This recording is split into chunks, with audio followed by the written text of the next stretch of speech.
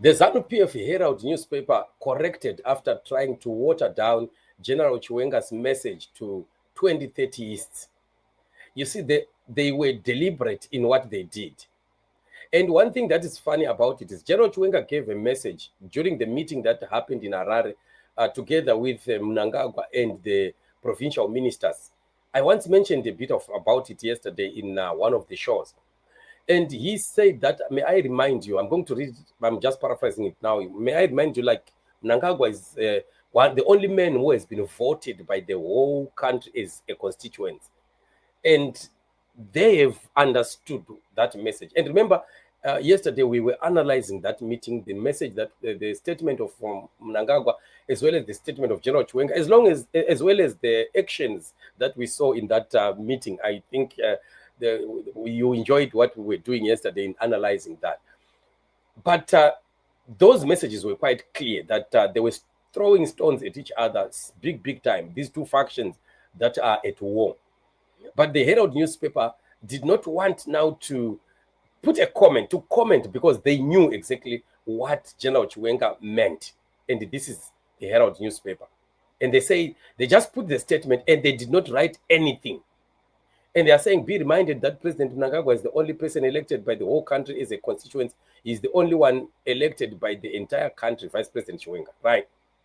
Why not comment there? Why didn't they write something about it? They know what this means, but they want to put it like this so that those that are gullible will simply think that this is exactly what he meant.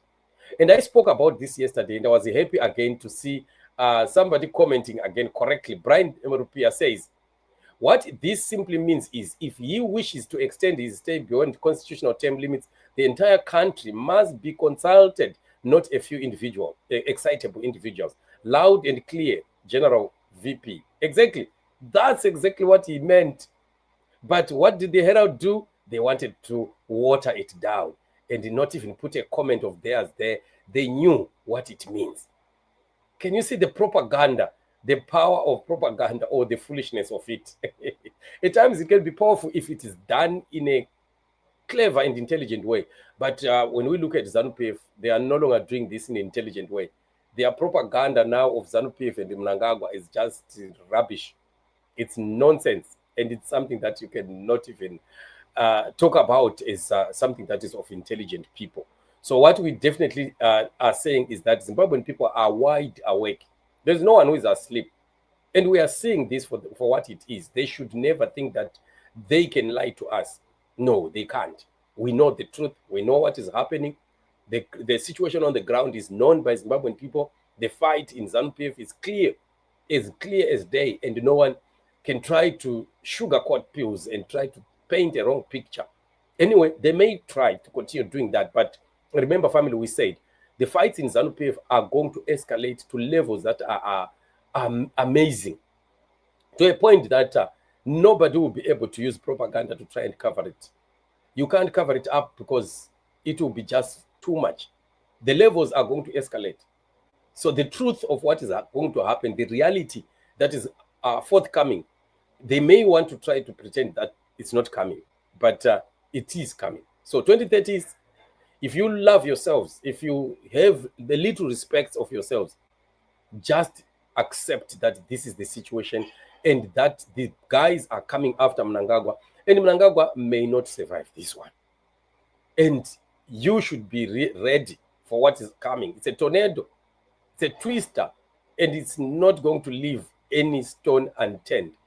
And as for you that are continuously, shouting out and encouraging Mnangagwa to amend the constitution and to continue making all this rubbish, we are really going to have a terrible time. There's a terrible time ahead, and things are not going to work as expected, as you would expect. Zimbabwe will be free, whether you want Mnangagwa to hold on to power or not. Whether you support him, you shout out, you insult people, you threaten people, it's not going to change anything, because this is the time and the season. If you knew the will of God for Zimbabwe, you wouldn't be wasting your time, lest you find yourself fighting against God. So all that we are telling Varakashi, all that we are telling these people that are following Mnangagwa is that you are walking right inside your own hell. And don't say we did not warn you tomorrow. You are walking into hellfire, and it's not going to spare you. Many of you are going into oblivion. You are going into, political you are becoming political non-entities very, very soon. You will never fit anywhere again in the politics of Zimbabwe. And your names are going to go down the line as names of those people that are known to have been the greatest destroyers of the nation of Zimbabwe. And it's not going to be good for you. I wish that the people of the 2030s would start to smell the coffee at this juncture. You can't go against the masses of Zimbabwe and win. Mnangagwa on his own cannot gather around those bootlickers and the parrots that he has around you, who are around himself, who are in the form of you 2030s, and think that he can push over the Zimbabwean people and succeed. It's not going to happen. Mnangagwa knows it. Unfortunately, now I don't know whether he's afraid to disappoint you or what, but Mnangagwa knows the danger that lays ahead. And that danger will lead into some people losing lives, which may not be necessary. Why should we continue to have Zimbabwean people losing lives when actually there is a way out to this? The way out is for Zimbabwean people to discuss these issues.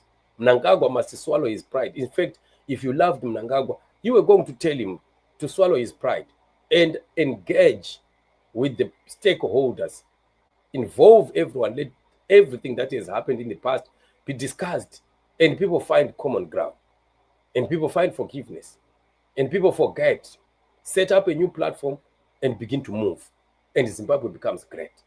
But this spirit of his, of thinking that is some little god, is what is going to destroy him. And once he is destroyed, you are not going to survive it.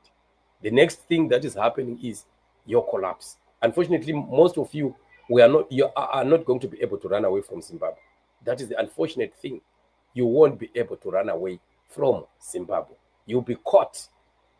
Mnangagwa will run away. He has the money, he has connections, he has friends. But what will happen to you, who is just an ordinary human being in Zimbabwe, who has been making noise because Mnangagwa was allowing you to steal a little bit of money here and there? But it needs those that have private jets, because we will close down all our airports. You can't fly out. We'll close down all borders. You can't go out. And how will you go through the Zambezi River with your wife, your children, your concubines, and their children? It's going to be difficult. This is time for you to face reality and allow yourselves to do the right thing. It's only the right thing that saves Zimbabwe. And we are sending the message to you. Be warned. Don't say we did not tell you. Otherwise, family, thank you so much for joining me on the show. Remain blessed. Till we meet again. Shalom.